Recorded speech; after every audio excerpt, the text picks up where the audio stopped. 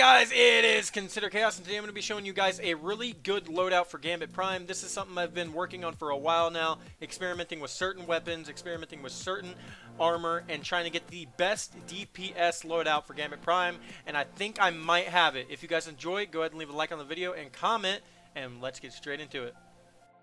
Now, hopping straight into it, what I would do for your primary weapon is go with the one and the only Mountaintop. This thing is so good. It has lightweight frame, it has hard launch, it has spike grenades. This right here is your best primary option in terms of DPS and ad clearing. I don't think people understand how good this is for like when you get into situations with, you know, primeval envoys, and you get into situations with, you know, high value targets in Gambit Prime.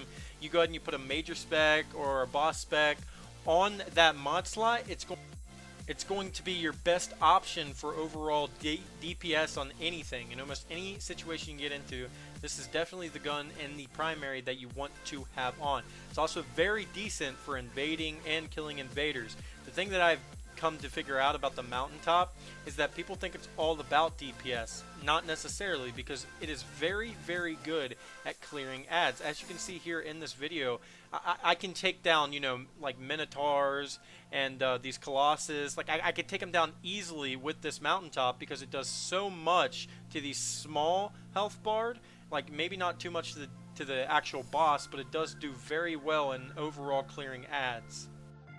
Now, straight on to your guys' secondary, I would go with some type of submachine gun, something that you can actually kill ads quick with when you don't have your Mountaintop out, or if you don't have your Izanagi's out. You definitely want to go with something like a Risk Runner. It has something called Arc Conductor, which means if you get hit by arc, anything arc damage, you will go ahead and get this lightning ability around your gun. It'll go ahead and strike across all these ads that you're killing, and this Risk Runner is so good for killing certain enemies like yellow bars, you know, red bars. If you want to kill them fast and you want to have that arc conductor buff, kind of, you definitely want to go with something like the Risk Runner. You definitely want to have some type of submachine gun that can kill ads quick, and that's going to be your best bet for getting those moats and going to bank the moats quickly and getting those blockers to the other side.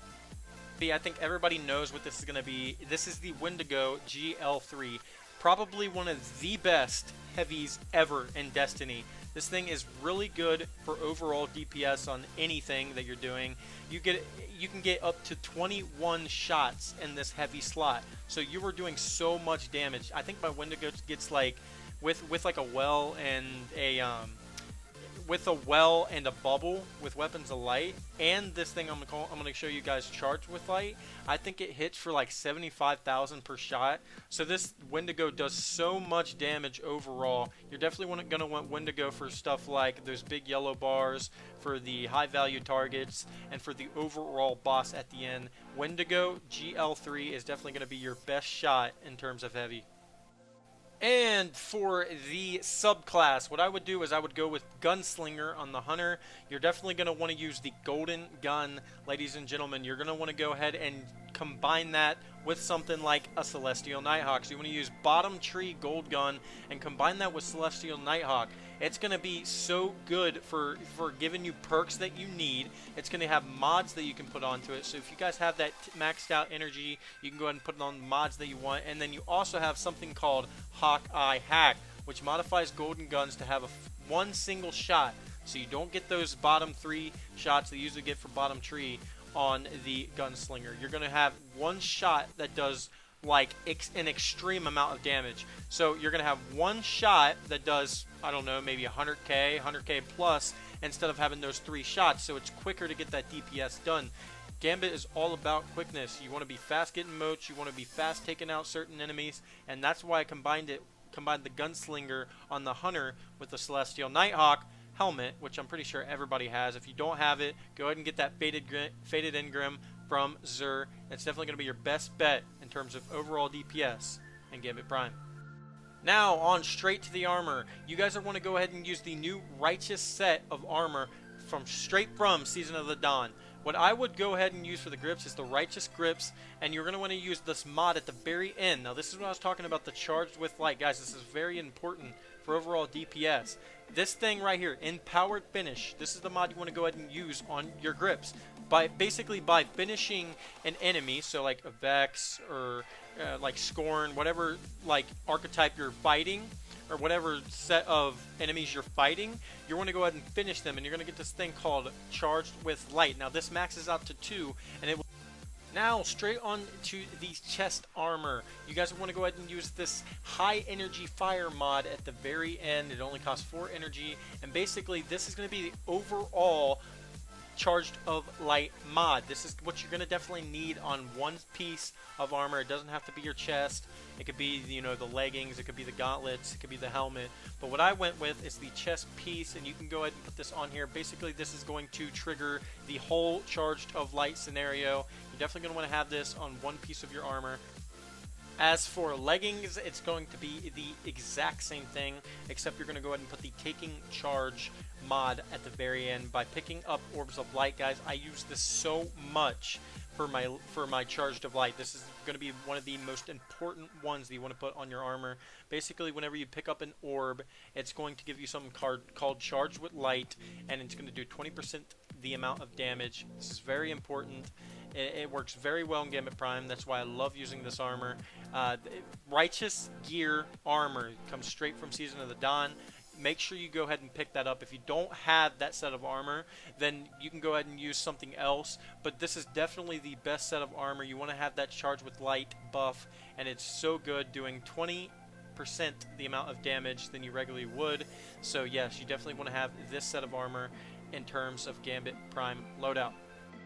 As for the cloak, as you guys can imagine, I went with the Righteous Cloak from the Season of the Dawn armor set. So yes, I definitely went with this. I put something called Shield Break Charge, which basically means that I'm going to get the Charge with Light buff from killing someone with the same shield archetype as me. So if you have Void and you kill something that's Void, it's going to go ahead and give you that Charge with Light buff.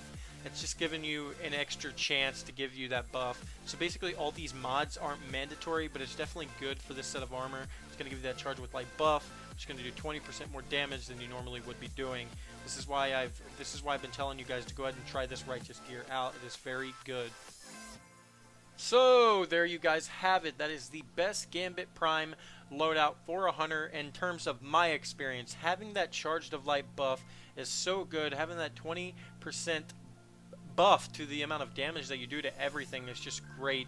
I always have the Charged of Light buff on me, and that's just the best thing, like, in my opinion. When you go to invade somebody and somebody comes to invade you, you're always at an advantage. You're always at an advantage having that buff, doing more damage than anybody in the game.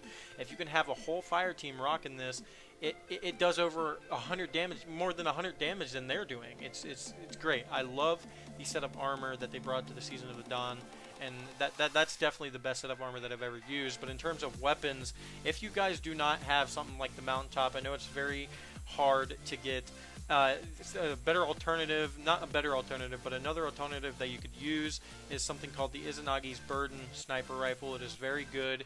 It hits for like 50,000 plus on each shot you get, but you can't really add clear with it because everything has a shield already.